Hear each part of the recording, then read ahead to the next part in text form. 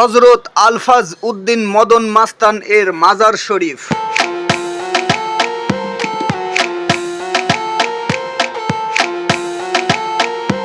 হযরত আলফাজ উদ্দিন মদন মস্তানের মাজার শরীফের চিত্র আজকে আমি আপনাদের মাঝে তুলে ধরব। নামাজ কালামের মাধ্যম দিয়ে উনি সাধন ভোজন করতেন। যিনি শায়িত আছেন তিনি হচ্ছেন মদন মাস্তান।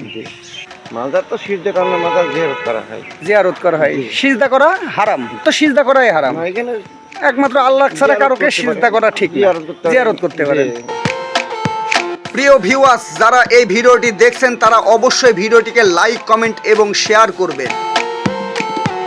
আসসালামু আলাইকুম প্রিয় ভিউয়ার্স, আমি আজকে যেখানে এসেছি এটা হচ্ছে কুষ্টিয়া জেলার অন্তর্গত মিরপুর উপজেলার কাতলামারি গ্রামে এসেছি।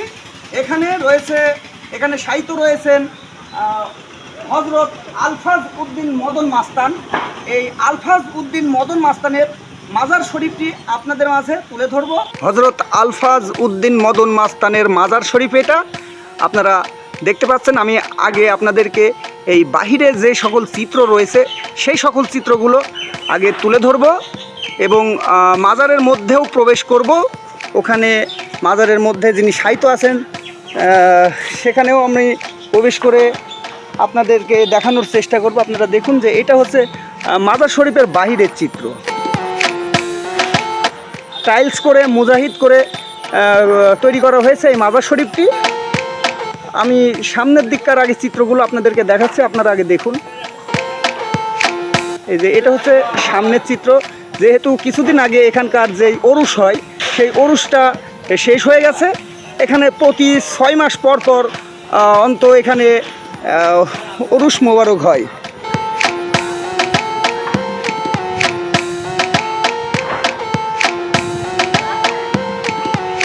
আগে আমি আপনাদেরকে বাহিরের চিত্রগুলো আগে দেখাইনি, তারপর আপনাদেরকে ভিতরের চিত্রগুলো তুলে ধরার চেষ্টা করব। এই যে এদিক দিয়েও কিন্তু পথ রয়েছে, এদিক দিয়েও কিন্তু প্রবেশ করা যায় ভিতরে। আমি আশপাশগুলো দেখাচ্ছি, আপনারা দেখুন, লক্ষ্য করুন যে এখানে প্রচুর ভিড় হয়। কিন্তু আমি যতদূর শুনেছি এই জায়গাতে প্রচুর ভিড় হয়। এখানকার যে এই সকল চিত্র, এই যে দেখুন, অসাধারণ কিন্তু একটি চিত্র। এখানে একটি কাঁঠাল গাছ রয়েছে। কাঁঠাল গাছটি কিন্তু বিশাল বড় কাঁঠাল গাছ এবং এই কাঁঠাল গাছে কাঁঠাল ধরেছে কিন্তু অনেকগুলো। লক্ষ্য করে দেখুন, এই যে কাঁঠালগুলো দেখুন, অনেক কাঁঠাল ধরেছে। প্রিয় ভিউয়ার্স, এই মাজার শরীফে যিনি দায়িত্বরত আছেন তার কাছ থেকে এই মদন শাহর বিষয়ে কিছু জানার চেষ্টা করব। আসসালামু আলাইকুম। ওয়ালাইকুম আসসালাম ওয়া রাহমাতুল্লাহি। এই মাজারটার নাম হচ্ছে হযরত আলফাজ উদ্দিন মাস্তান, মদন মস্তান শাহের মাজার এটা। আচ্ছা, এই মাজারটার সম্পর্কে কিছু বলেন এবং আপনি হচ্ছে মদন শাহ মস্তানের ব্যাপারে কিছু বলেন। উনি একজন ভালো প্রবীণ মানুষ ছিলেন। উনি 5 ওয়াক্ত নামাজ কালাম পড়তেন। উনি নামাজ কালামের মাধ্যম দিয়ে উনি সাধন ভোজন করতেন। উনি তো সাধারণ মানুষের পর সবার কথা বলতেন না। আচ্ছা, এই মাজারটা প্রতিষ্ঠিত এখানে কতদিন আগে থেকে হয়েছে? 34-35 বছর। 34-35 বছর। 35 বছর মতো এই মাজারটারই বয়স। এর মধ্যে যিনি শায়িত আছেন তিনি হচ্ছেন মদন মাস্তান। আচ্ছা, ওর ভেতরে কি আরো অন্যান্য জনের আছে, শায়িত আছেন? অন্যান্য একজনই দেহত্যাগ করার পরে, ওনার সমাধান করার পরে ওনার ভক্তবৃন্দর এখানে অনুষ্ঠান। আচ্ছা, ওনার অনুসারী ভক্তবৃন্দ কতজন আছে? 10 গ্রাম মিলে। তো 10 গ্রাম মিলে এখানে ওনার ভক্তবৃন্দ আছে, তার মানে অসংখ্য। আচ্ছা, ইনি বায়াত গ্রহণ করেছিলেন কার কাছে? আব্দুর রশিদ সাহেব, মানে কুড়িপোলের যে মাজার জিন্দাপীরের যে মাজার, ওখানে আব্দুর রশিদ ওনার হাতে মুরিদ হয়েছিলেন আছে মদন মাস্তান। আচ্ছা, তো ইনার একটু ভালোর দিক কিছু বলেন। ভালোর কি কি দিক আছে একটু যদি বলতেন। দিকে মানুষ নিয়ত করে আসলে, যে নিয়তে আসে সেই নিয়তে আল্লাহ পাক তাকে সেভাবে মুক্ত করে দেয়। এখন তারা সন্তুষ্টভাবে যেটা দিয়ে দেয় সেটা দিয়েই মাজারটা করা হয়েছে। আচ্ছা, মাজারে সিজদা করার ব্যাপারে কিছু বলেন। মাজার তো সিজদা কারণে মাজার জিয়ারত করা হয়। জিয়ারত করা হয়, সিজদা করা হারাম। সিজদা করা হারাম না, সব মাজার তো সিজদা করা ঠিক না গেলে। মানে সব মাজারে বলতে কি বুঝাচ্ছেন? মানে কোনো কোনো মাজারে কি সিজদা করা যায় যাস না কেমন?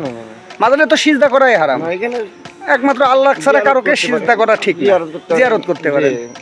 আচ্ছা, এখানে অনুষ্ঠান কতদিন পর পর হয়? 27শে বৈশাখ 25শে আশ্বিন। 27শে বৈশাখ 25শে আশ্বিন, জি, বছরে 2টা, মানে 6 মাস পর পর হয়। এখন বর্তমানে এখানে খাদেম আপনি, এখন দেখাশোনা দেখাশোনা আপনি নিজেই করছেন, তাই তো? এখানে। আচ্ছা, বাড়ি আপনার এখানেই। যেহেতু এখন তো কোনো ওরস হচ্ছে না, এই তো কয়দিন আগে হয়ে গেছে আপাতত। সভাপতি সেক্রেটারি এখানে আছে, গ্রামের যখন দরকার ওনারা আসে। আচ্ছা, এই ঠিকানাটা একটু বলেন। এই ঠিকানা এটা মিরপুর থানা। আচ্ছা, কুষ্টিয়া জেলার মিরপুর উপজেলার মধ্যে কাতলামারি বাজার থেকে একটু দূরে, মোটর সাইকেলে প্রায় 2-3 মিনিট সময়ের ভিতরে এখানে পৌঁছানো যাবে। এখন আমি মাজারের মধ্যে প্রবেশ করব। মাজারের মধ্যকার চিত্রগুলো আমি আপনাদের মাঝে তুলে ধরার চেষ্টা করব। সকলেই সঙ্গে থাকুন এবং দেখতে থাকুন। আমি এখন মাজারের মধ্যে প্রবেশ করছি।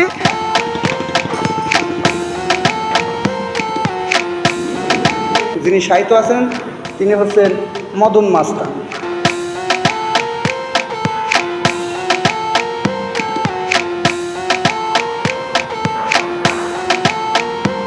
ভিতরটা অনেক সুন্দর করে রেখেছেন, পরিষ্কার চাকচিক্যময়। একটি অসাধারণ ঝাড়বাতি, তারই নিচে সাহিত্য আছেন মদন মাস্তান, তিনার এটা মাজার। এই মাজারের মধ্যে দেখতে পাচ্ছেন যে এইগুলো হচ্ছে টাইলস করে মুজাহিদ করে তৈরি করা এবং আয়না গ্লাস লাগানো ভিতরটা।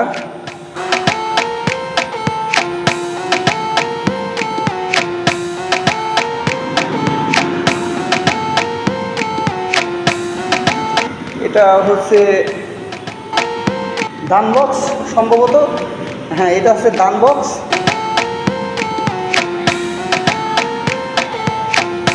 এখানে আগরবাতি এবং দেয়াশলাই থুয়ে দেওয়া হয়েছে।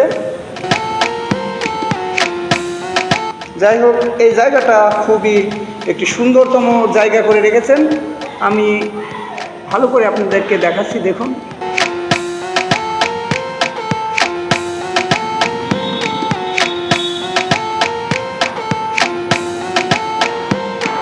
আর এটা হচ্ছে সেই ঝাড়বাতি। দেখুন, আমি যে ঝাড়বাতিটার কথা বললাম, এইটা হচ্ছে ঝাড়বাতি।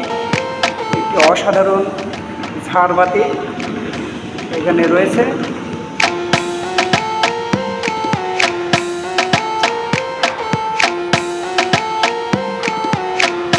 কে কোথা থেকে ভিডিওটি দেখলেন তারা অবশ্যই ভিডিওটি বেশি বেশি শেয়ার করবেন, লাইক করবেন, কমেন্ট করবেন। আমি প্রায় সময় আপনাদের মাঝে বিভিন্ন ধরনের ভিডিও নিয়ে এসে থাকি, আপনারা দেখে থাকেন, তাই ভিডিওটি শেয়ার করবেন। আজকে আপনারা যেই মাজার শরীফটি দেখতে পাচ্ছেন, এই মাজার শরীফটি হচ্ছে কুষ্টিয়া জেলার মিরপুর উপজেলার কাতলামারি থেকে মাত্র 2 থেকে 3 মিনিটে মোটরসাইকেল যোগে এখানে আসা যায়। এটা হচ্ছে মদন মাস্তানের মাজার শরীফ। ইনি বায়াত গ্রহণ করেছিলেন কুষ্টিয়া জেলার মিরপুর কুড়িপোলে মাজার অবস্থিত আব্দুর রশিদ, তার হাতে বায়াত গ্রহণ করেছিলেন মদন মাস্তান। সেই মদন মাস্তানের মাজার শরীফ আপনাদের মাঝে আজকে তুলে ধরা হলো। তাই আপনারা যারা ভিডিওটি দেখলেন অবশ্যই লাইক, কমেন্ট এবং শেয়ার করবেন।